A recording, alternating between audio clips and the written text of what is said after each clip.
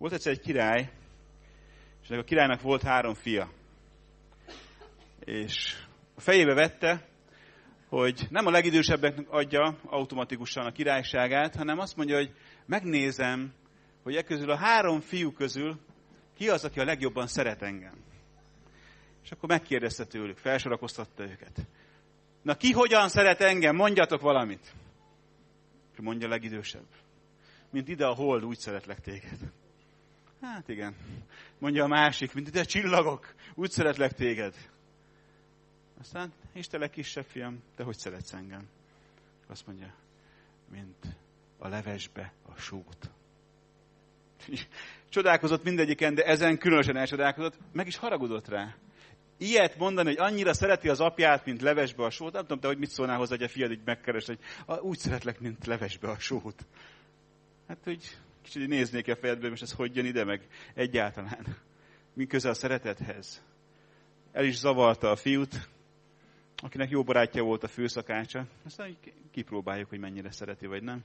Elkezdte csökkenteni a sótartalmat, és a végén már semmit nem rakott bele. És a király már őrjöngött, hogy milyen ízetlen itt minden.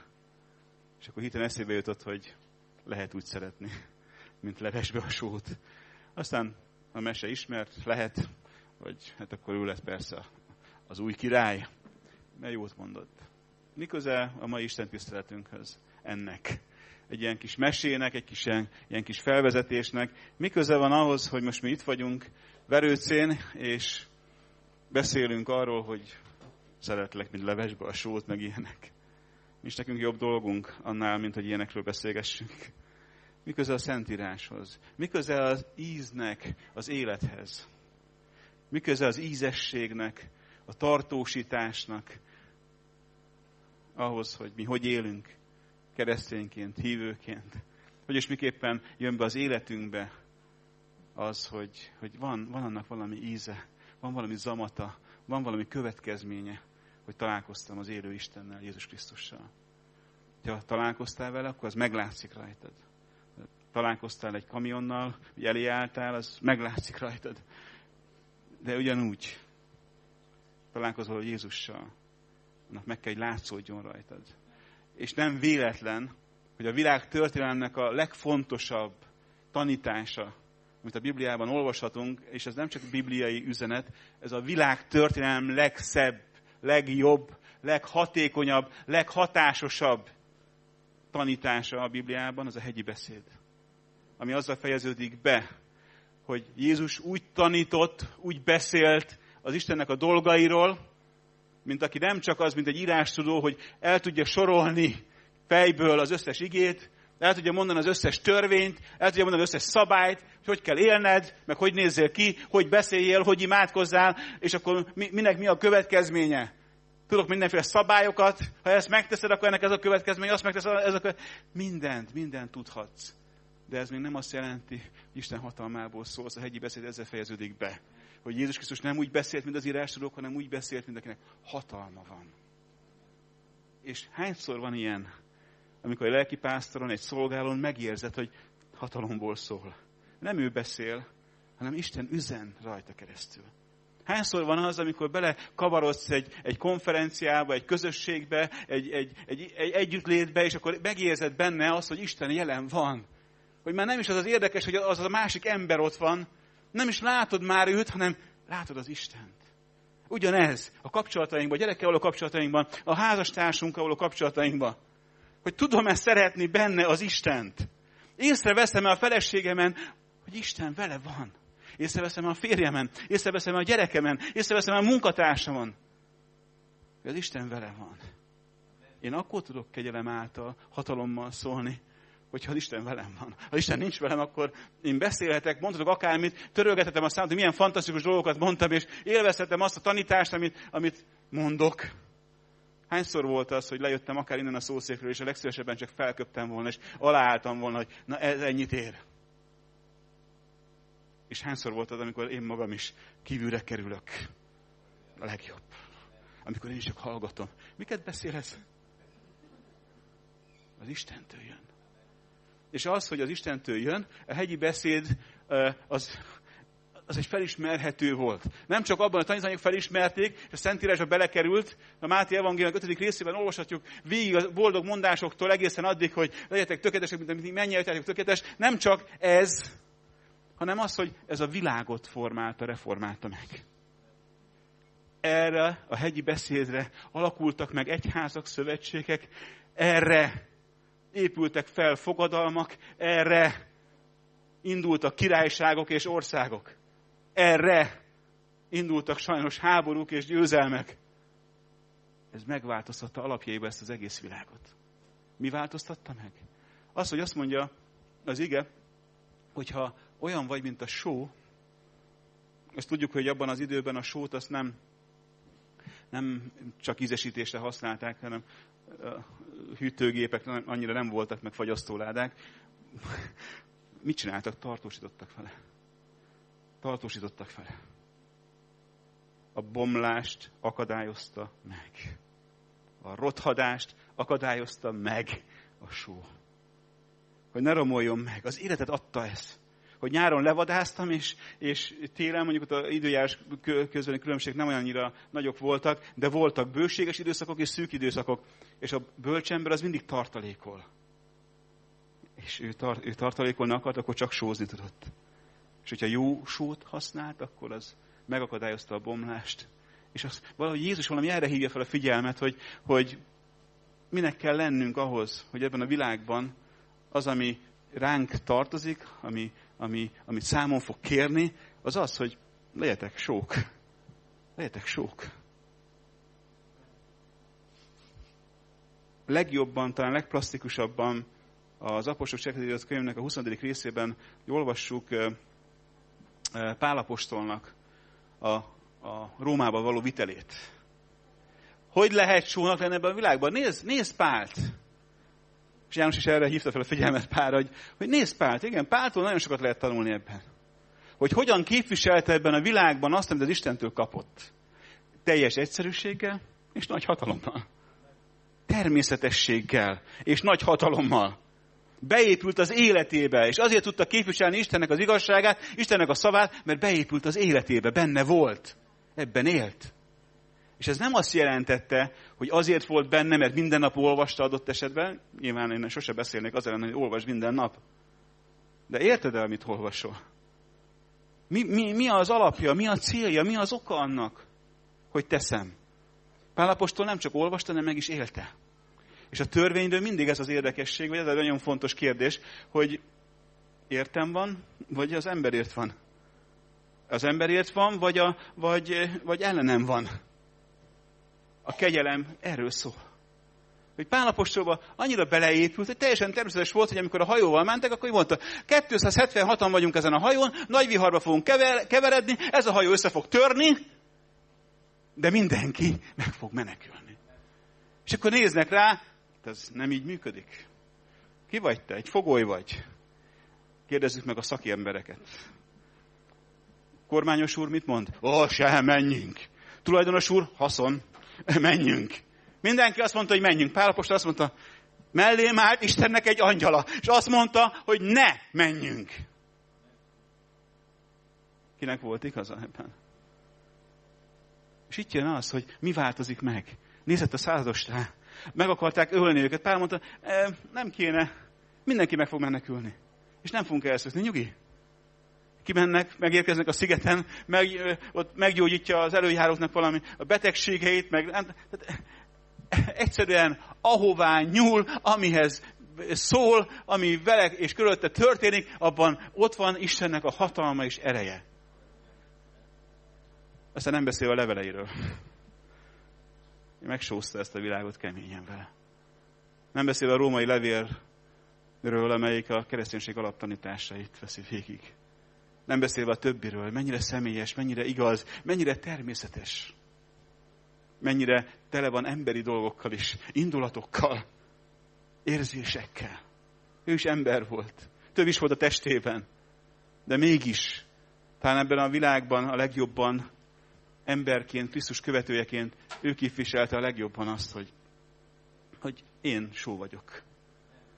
Én vagyok a világosság, amit nem akarok a ágy alá betenni, hanem akarom tenni a lámpatartóba, hogy ott fénylen. A Máté evangéliumának a 5. részében nyissuk meg a Bibliánkat, itt nyilván a hegyi beszédnél. Az 5. részből olvasnék fel a 13. verstől néhány verset. A 13-16-os vers. Máté evangélium a 5. rész, 13. vers, így szól Istennek az igéje.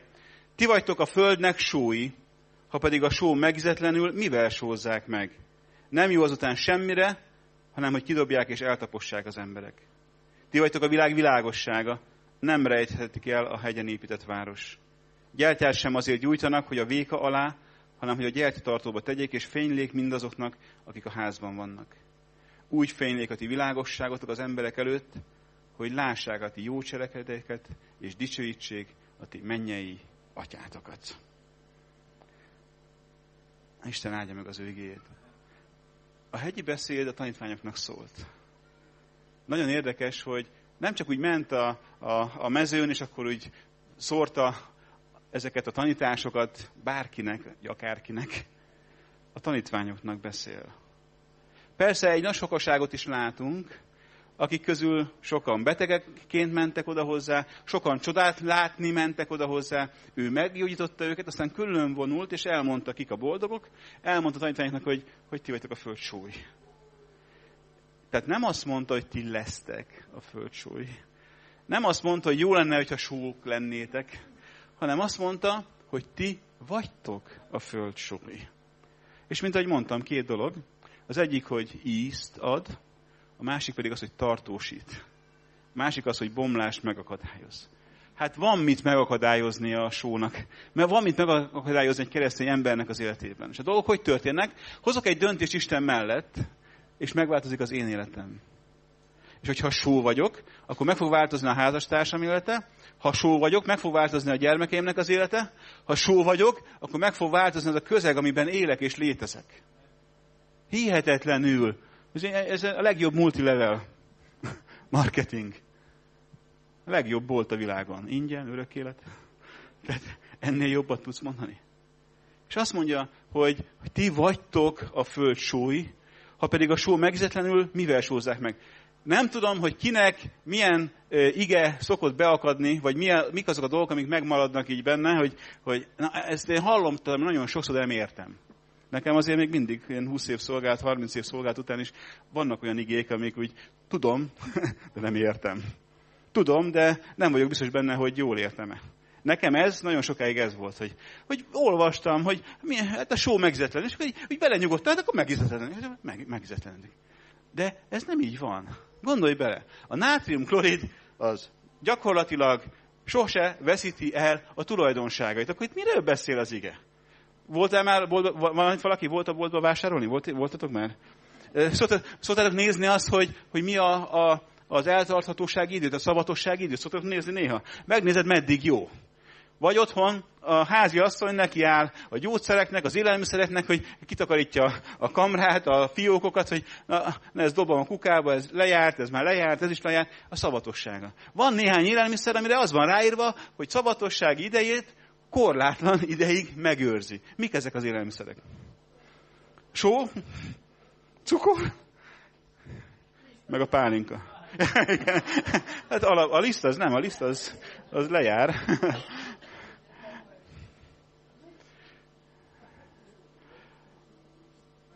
Korlátlan ideig megőrzi. Akkor igazán én ezt nem értem. Hogy van az, hogy a só megízetlenül?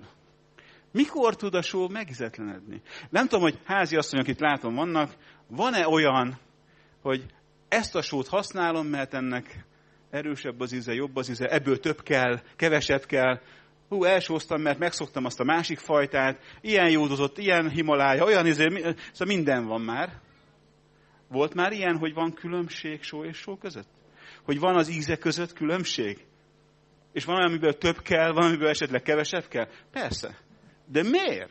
Hát a NHCl, hogy a nátriumklorid, az ugyanaz, nem? És sose változik meg, korlátlan ideig megőrzi. Akkor miről beszél itt Jézus? Miről tanít itt Jézus, hogy azért ez nem így van, ez megízetlenedik. Hogy? Mikor tud egy só megízetlenedni? Mikor tudja elveszteni az ízét? Hát én úgy tudom, hogy soha. És hogyha a kémiát nézed, akkor soha. Akkor mégis miért beszél itt Jézus erről? Mert viszont lehet gyengíteni. Hogyha kevés van belőle, hogyha felhigul, vagy hogyha szennyeződik. Elveszíti az ízét. Hogyha beütik. Nagyon sokan, mikor ilyen drogokat árusítanak, nagyon sokan beütik.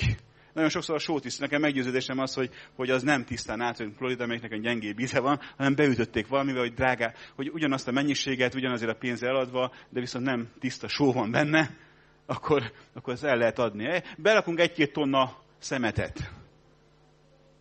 Én emlékszem, mikor drogosokkal foglalkoztam, megdöbbenve tapasztaltam azt, amikor egyik alkalommal az egyik fiúnak így duplájára fel volt dagadva a keze, és akkor kiderült, hogy a heroint beütötték csokiporral, kakaóporral. Most gondold el, mikor csokit benyomja intravénásan.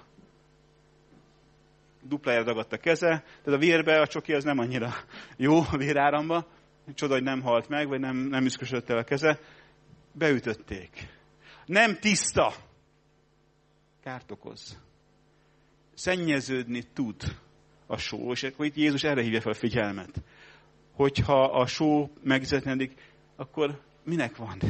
Mi az értelme? Hogyan tud megízetlenedni? Hogyan tudja elveszteni az erejét? Hogyha szennyeződik. Hogyha valami olyan dolgok kerül bele, ami nem a tisztaságról szól, ami nem a szentségről szól, ami nem az Istenről szól. Hogy amikor a tanítványoknak azt mondja, hogy meg ne ízetlenedjen a ti életetek, akkor az erről szól. Hogy ne szennyeződjön. Hogy ne kerüljön hozzá más. Hogy ne kavarodjon bele más. Ebben a világban most, hogy eltelik 1 perc, percenként 120 kisgyerek hal éhen, miközben az élelmiszereinknek itt Magyarországon is a 30-40%-át dobjuk ki a szemétbe. Rohad ez a világ. És még sorolhatnánk, hogy elegendő víz van ezen a világon, de nem mindenkinek jut. Hogy a megtermelt javaknak ezen a földön, ebben a 7 milliárd ember, a megtermelt javaknak a 80%-a a világ 10%-ának a birtokában van. És Magyarország beletartozik ebbe, tetszik, nem tetszik.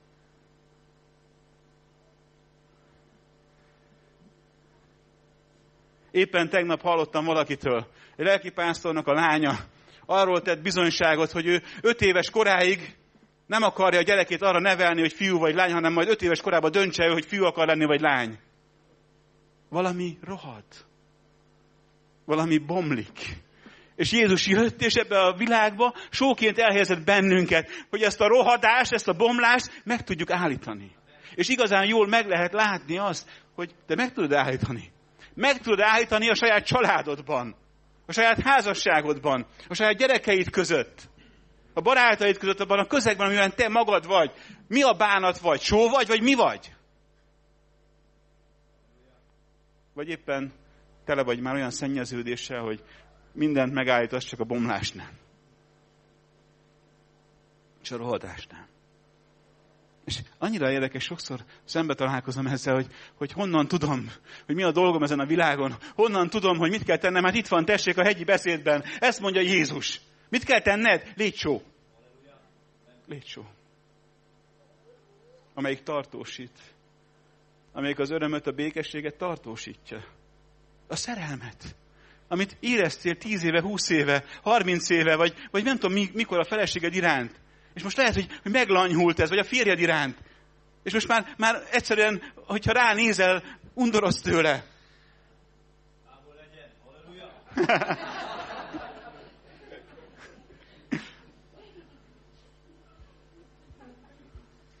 Helyes. És megragadta a felesége kezét. Tudod, mi a jó ebben? Ez nagyon fontos. És egy része az életünknek. Mert a világ az erről szól. Cseréld le. Csereszabatos minden, nem? Nem megy, akkor cseréld le. Nem működik, akkor cseréld le. Nem olyan szép, akkor cseréld le. Nem olyan jó már, cseréld le. És én persze megértem. Én magamról tudom. Mit szenvedtem, kínlódtam ezen. Hogy mi a helyes, mi a jó. Amíg rádöbbentem azokra a nehézségekre, problémákra, amik adott esetben a saját szüleimen keresztül jött be az életembe. A saját nagyapámon keresztül jött be, vagy a dédapámon keresztül. 12 generáció, 12 család. Mindenki elvált. Mindenki. És a kegyelem soha a mi családunkban, és én 1670-ig vissza tudom vezetni a családfámat. 1670-ig, amikor nemesi címet megkapta a családunk, vissza tudom vezetni a családfát név szerint. Soha. Soha nem volt olyan, mint mi vagyunk, hogy 27 éve házasok.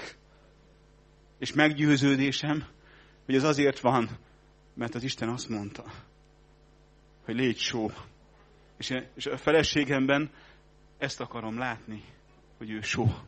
És a férjeinkben ezt kell, hogy lássuk, hogy só. És lehet, hogy nem annak látszik, de az Isten mellém tette. Lehet, hogy megizzetlenedett, meg már elegem van, és meg ki vagyok akadva, és jogos.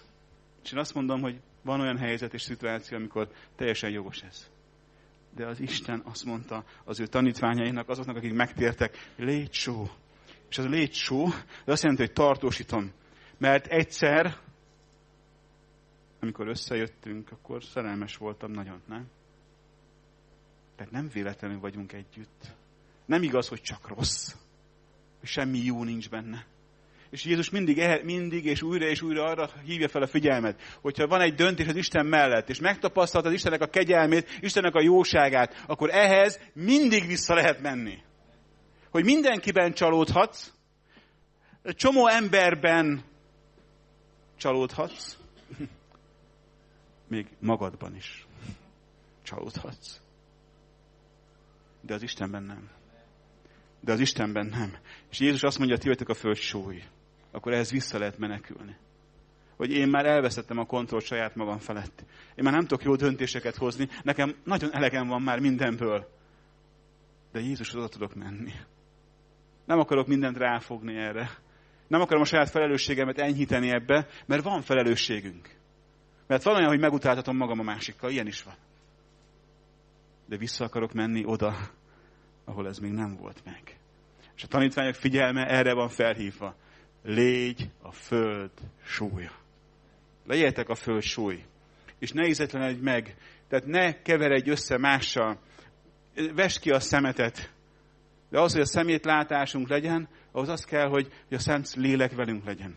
A Szent Szellem ott legyen bennünk. Mert a Szent Szellem az, ami az igazságra elvezet. Mert a Szent Szellem az, aki megmondja nekünk a helyes és a helytelen dolgokat, a különbségeket fehér és fekete között.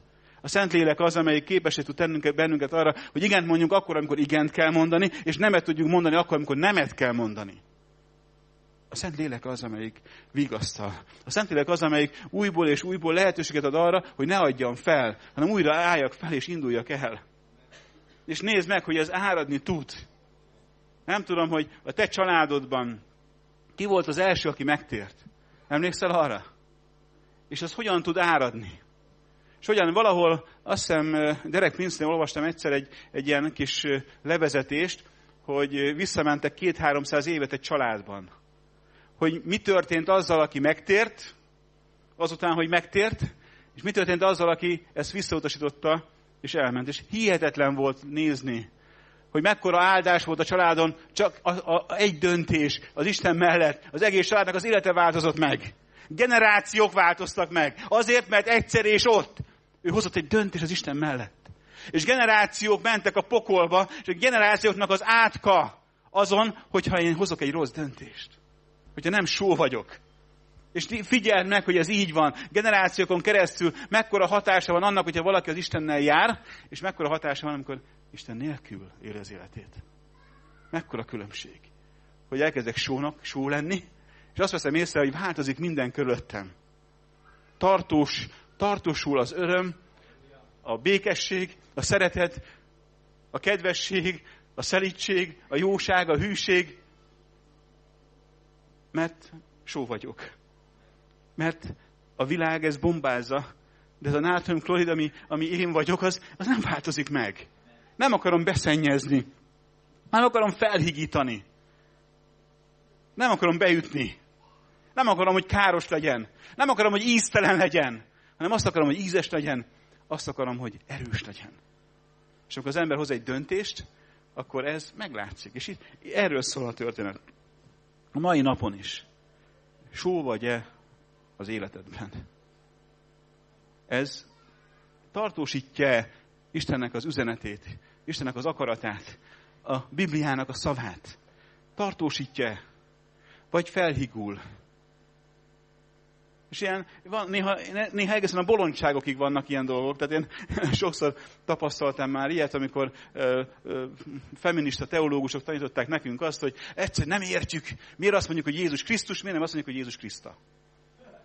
Vagy és ez egy komoly tanítás volt, hogy nézzétek meg, Isten megteremtette a férfit, aztán rájött, hogy selejtet teremtett, és megteremtette a nőt. Ilyen, ez komoly tanítás volt. Lányoknak tetszik. Jó. De hogyan tud félrecsúszni egy csomó minden? Hogyan tud felhigulni? Hogyan tudja az ízét veszíteni? Hogyha az igazsághoz nincs köze. Hogyha nem hatalommal szól. Hogyha nem erővel szól. Hogyha nem általános sít dolgokat, amikor azt mondja, hogy ha van szeretet, akkor ennek az a következménye. És az ember egyszerűen ezt be tudja építeni az életébe, és nem azért szeret sok esetben, mert azért van egy csomó helyzet, amikor az mondja, én nem tudom szeretni ezt az embert, aki engem elárult, aki becsapott, aki megbántott engem, aki meggyalázott engem, aki megalázott engem. Én azt nem tudom szeretni, kiábrándultam belőle, mert a barátom volt, és becsapott, és megcsalt, akkor hogyan tudnék? De pedig az ige azt mondja, szeress. És én nem azért szeretem, mert megérdemli. Az Isten nem azért szeret, mert megérdemled. Nem érdemled meg. Azért szeret, akkor is szeret. Nem az érdemeink szerint. Az Istennek a közelségét, szeretetét nem érdemeltük meg. Ő csak így adja, mint ahogy a gyerekeink sem érdemelték meg a szeretetünket, meg dolgoznak érte. Nem, a létezőség jogán jár nekik. Azt neki enni, inni, jól tartod őket, mert a tiéd. Nem azért, mert megdolgozott érte. Láttak itt kis gyerekeket is. Azért azt neki enni, mert megdolgozott érte, meg megérdemli. Nem, a létezése jogán jár neki. És így van Isten az ő saját gyermekeivel is. Velünk. A létezésünk jogán jár a kegyelem. A létezésünk jogán, hogy itt vagyunk ezen a földön, jár a kegyelem. És az embernek a szívébe, életébe beépül a kegyelem. Ez az egész erről szól. Hogy akkor beépül a szeretet. És nem azért teszem, mert meg vagyok győződve róla, hanem azért teszem, mert az Isten ezt mondta. Én nem tudok megbocsátani, de Isten szelleme, aki bennem van, az képessé tesz arra, hogy meg tudjak bocsátani. Én nem tudom szeretni, mert nagyon meggyűlöltette magát, de az Isten lelke, aki velem van, az készé tud tenni arra, hogy szeressem. Képtelen vagyok egy légtérbe lenni vele, de az Isten lelke képessé tesz arra. Nem kell kétszínűnek lenni ebbe, hogy te akarod el. Én sokszor mondtam ezt, hogy én nem akarok veled lenni, de szeretlek. Hihetetlen nehéz ezt kimondani. És amikor elkezded megtenni azt, amit az Isten igéje mond, hogy mondj áldást azokra, akik átkoznak téged. Imádkozz azokért, akik nem szeretnek téged. És ez csak azt veszed észre, hogy megváltozol te vele kapcsolatosan, és megváltozik ő veled kapcsolatosan. Amikor gyakorlattá teszed azt, amit az Isten igéje mond. Légy só, el tudok az lenni. De itt nem azt mondja, hogy legyél, meg talán, meg lehet, meg azt mondja, hogy az vagy. Só vagy. Ha velem vagy, só vagy. Nagyon egyszerű. A lámpa nem azért van, hogy berakjuk a vék alá, meg az ágy alá, hanem hogy fényt mutasson. Hogy fény legyen. Hogy észrevehető legyen. A hegyen épült város nem rejthető el. Mit akarja el? Gyerekként sokszor voltam úgy, hogy játszottam ezzel, hogy valami nagy hegy, vagy valami nagy épület felé közeledtem, és akkor kiraktam a kezemet, minél közelebb raktam, az én kezem nagyobb, mint a hegy. Mert ide rakom, akkor nem látszik, és sokszor az ember így van ezzel. Hogy közötte és az Isten között van valami, ami miatt nem látom őt. Nem látom. És ez mindig így van. Ami közel van az én szívemhez, az adott esetben el tudja takarni azt, ami távolabb van. De minél közelebb megyek hozzá, annál inkább le fog lógni róla. Annál inkább láthatóvá válik az ő hatalma. És amikor a problémáimmal, a gondjaimmal, a bajaimmal, a szeretetlenségeimmel, a hűtlenségeimmel, a gyűlölködéseimmel, az undoraimmal elkezdek közel menni az Istenhez, akkor egy idő után azt veszem észre, hogy mindenen át ott van Istennek a hatalma. Hogy lelóg róla. Hogyha az Isten nekem meg tud bocsátani, akkor mennyire inkább meg tudok én bocsátani a másiknak. Hogyha az Isten engem így szeret, ahogyan vagyok, akkor mennyire, hogy hasonlítható ez össze ahhoz, hogy én hogy szeretek másokat? Hogy szeret az Isten? Az ő egyszülött fiát adta, hogy aki hisz benne, ne vesszen el, hanem örök élete legyen. Nagyon gyakorlatias a történet. Hogy elhiszem ezt. Vagy elkezdek okoskodni. Hát ez nem úgy van ám, hát ez, nekem van egy saját véleményem, és már itt megbukott az egész. Hogy én úgy gondolom.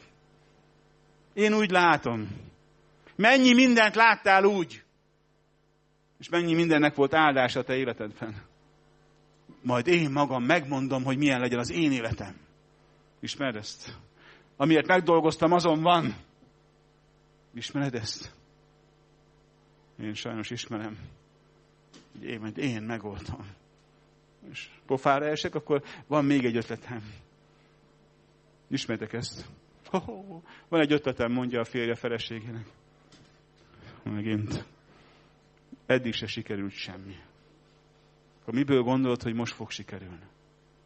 De ez egy olyan dolog, ez biztos. Noni juice-t kell árulni, és akkor dől a pénz. Hányszor és hányszor kell még az embernek szembesülnie azzal, hogy a megoldás nem magamban van, nem a másikban van, hanem az Istenben van. Hogy nem azért teszem meg, mert mások is megteszik. Nem azért csinálom, mert ezt tanították nekem, meg ezt mondták nekem, hanem mert az Isten igéjével megegyezik. Az Isten azt mondja, hogy tedd meg, csak azt mondja, de én ezzel nem értek egyet. Sokszor van így. Ne azért tedd meg, mert egyet értesz vele, hanem mert Isten mondta. Ne azért tedd meg, mert úgy gondolod te is, meg egyet értesz vele, hanem mert az Isten mondta. Az Isten pedig most azt mondja, légy só. Mit mond az Isten? Nem is azt mondja, hogy légy só, hanem hogy só vagy. Csak azt mondja, én. Én már annyira ki vagyok égve, meg ki vagyok fáradva.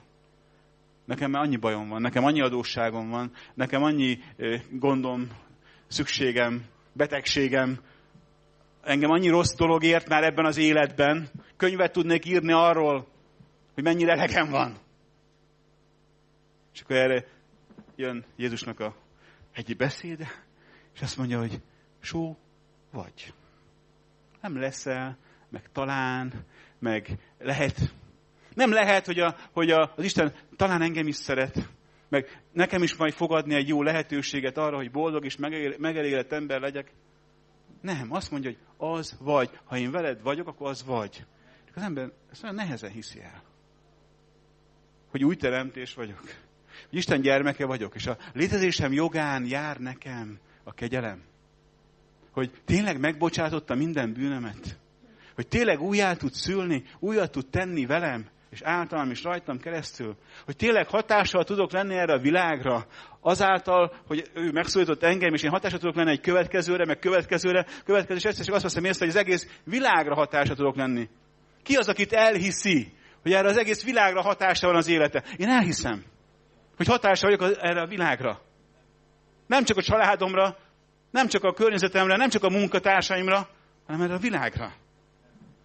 Ja, nem, hát figyelj, 7 milliárd ember, mi közöm nekünk ahhoz? Nézd meg a Szentírásban élő embereknek az életét. Nézd meg egy Pál apostolt, nézd meg egy tanítványt. Mit csináltak? Csak azt, amit az Isten mondott nekik. Hello, érted, amit olvasol? Nem? Merítsünk be. Puff, megtér egy egész ország, mert az etióp kincstárok megtért, utána megy haza, és egész Etiópiába híre van annak. És jelenleg is. Fülöp követői, nem is Jézus követői. Egy egyház létezik, amelyik arról szól, hogy akkor valamikor, 2000 évvel ezelőtt Valaki az Isten szerint tett valamit. Egy egyszerű ember. Egy halász. Egy ügyvéd. Abból kevés van a Mennyországban, de van. Most egy orvos. Most párra gondolok. A többiekre. Annyiféle szakma. Annyiféle ember. Egyszerűek, képzettek, nem képzettek. Volt olyan, aki olvas, és tudott, csak diktálta. Azt mondja, hogy Istentől kapott, analfabéta volt. És az Isten használta. Vagy egyszerűen csak ott áll. Azonnál a kapunál, ahol az állatokat hajtották be. Ott áll az emberek előtt. És azt mondja, hogy látom megnyílni az eget. És látom ott állni Jézust. Az első mártír, és a Bibliában sehol máshol nincs ez leírva. Egyetlen egy helyen van leírva az, hogy Jézus nem ott ült az Atyaisten mellett és jobbján, hanem ott állt az Atyaisten jobbján. Ez nekem nagyon beragadt. Az egész életem ezzel van tele, hogy István bizonyság tételekor ez a hihetetlen feszültség ott a sorok között, hogy Jézus feláll. Mi történik? Hogy ki bírja-e? És amikor azt mondta, hogy látom állni Jézust az Istennek a jobbján, akkor újabb dühöt haraggal rátámadtak, és megkövezték, és megölték őt. És ott volt egy fiatal fiú, aki fogta azoknak a köpenyét, akik a megkövezést végezték. És ezt a fiút Saulnak hívták. Saulusnak hívták. Aki később a pálfordulás útján, a megfordulás útján, ott a damaszkuszi úton megtért, és Pál lett belőle. Hihetetlen. Egy gyilkosságban résztvevő.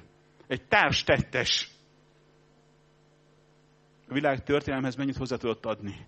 3 évig a tanítványok annyira féltek ettől a Páltól, hogy elküldték vidékre. És később Barnabás volt az, aki előszedte Pált a semmiből. 3 évig nem mertek vele beszélni. Hát ne csináld, mert ez ott volt, amikor megölték a Istvánt. Hát ez ellenség. De Istennek a kegyelme, hogy ilyen egyszerű embereket használ, és most gondolj bele, hogy téged. Lehet, hogy itt van közöttünk a jövő miniszterelnöke, vagy miniszterelnök a hölgye, vagy zenésze, énekese, táncosa, művésze, írója, vagy egyszerűen csak tőled függ egy helyzetben, egy szituációban az, mondjuk a világtörténelem. Hát ez olyan nehéz volt. De miért? Ott van a Szentírásban. Miért ne lehetne? Tudjátok, hányszor gondoltam arra, hogy látom, én vagy 30-szor voltam Észak-Koreában, tudod, hányszor láttam azt, hányszor gondoltam arra, hányszor imádkoztam azon, hogy ez az ország az ország, amelyik egyik pillanatról a másikra fel tud borulni. És nézzétek meg, nagyon sokszor egy valesza, egy ember elkezd bekeményíteni. Én azon gondolkodtam, de jó lenne, amikor itt vagyunk, akkor bekeményedne valami. És az a szobor így ledőlne fejjel lefelé. Hogy nem tudom. Hogy tőled függ. És akkor az ember egy kicsit így jó lenne már beleremegne ebbe, hogy hát tőled függ.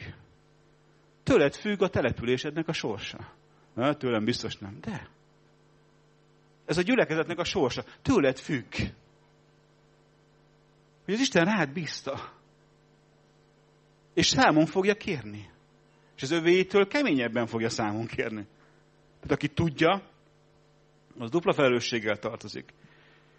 Ti vagytok a világ világossága, nem rejtethetik el a hegyen épített város. Gyertyát sem azért gyújtanak, hogy a véke alá, hanem hogy a gyertyatartóba tegyék, és fénylék mindazoknak, akik a házban vannak. Úgy fénylék a ti világosságotok az emberek előtt, hogy lássák a ti jó cselekedeteiteket, és dicsőítsék a ti mennyei atyátokat. Ez a következménye. Amikor téged látnak az emberek, akkor dicsőítik-e az Istent. Nagyon érdekes. Vagy azt mondják, hogy na jó, Isten biztos nem dicsőítik. Ez, ahogy beszél, ez, amilyen indulatos, ez, amilyen gonosz, ez, amilyen aljas, ez imádkozik a gyülekezetben, ez beszél az Istenről. És nagyon könnyen kiderülnek ezek a dolgok. Nézd meg, hogy viselkedsz, amikor te összekoccansz egy autóval, vagy rád lépnek a villamoson. Én láttam már embereket kikelni magukból, mert igazuk volt. És így nem tudtam összerakni a kettőt. Ő ott ül nagyon szerintem a gyülekezetbe, és akkor közben pedig simán lerúgja a másikat. És sorolhatnánk. Vagy az, amikor egy hatágyas korteremben meglátogatok egy idős nénit, és akkor elmondják a többiek, akik körülötte vannak, hogy azt mondják, hogy mi nem vagyunk hívők, de ez a néni a mennyországot hozta le közénk. Egy idős nő, beteg, maga tehetetlen, kevesen látogatják, és ott van. Felneveli a gyerekeit, mert a férje meghalt, özvegyen maradt. 6 gyerek, és mind a 6 Istenben van. Istennel van. És azt mondják, hogy egy áldott asszony. Erről beszélek, hogy csó. Ugye, amikor rólam beszélnek, vagy rólad beszélnek, akkor mit képviselnek? És itt most nem a világi hozzáállásokat veszem, mert Jézus is mondta sok negatív dolgot, hanem hogy mi az igazság ebben? Mi az, ami hat? Mi az, ami áldást hoz? A föld sói vagytok. Isten áldjon meg benneteket ebben, és legyen ebben egy jó megerősítésetek. Nem az, hogy én mondtam, hanem az, hogy az ige mondta ezt, hogy ti vagytok a föld sói. Isten áldjon benneteket meg. Álljunk fel, és imádkozzunk.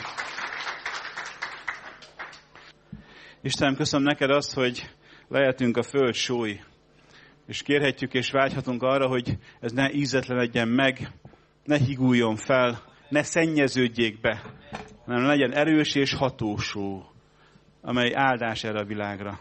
Ízt ad, és visszatartja a bomlást, a rohadást, és ad egy olyan élet lehetőségét, ami megmarad sokáig az örökké valóságban. Köszönöm neked, Istenem, azt, hogy van szavad hozzánk, és te szólsz hozzánk, hogy te nem hallgatsz. Hogy a te szavad igazság. És köszönöm, hogy így fogadhatjuk ezt, hogy mi vagyunk a föld sói, és mi vagyunk a világ világosságai, azért, mert te vagy a világ világossága. Köszönöm neked, Istenem, azt, hogy a gyermekeid lehetünk, és így a föld sói is. Amen.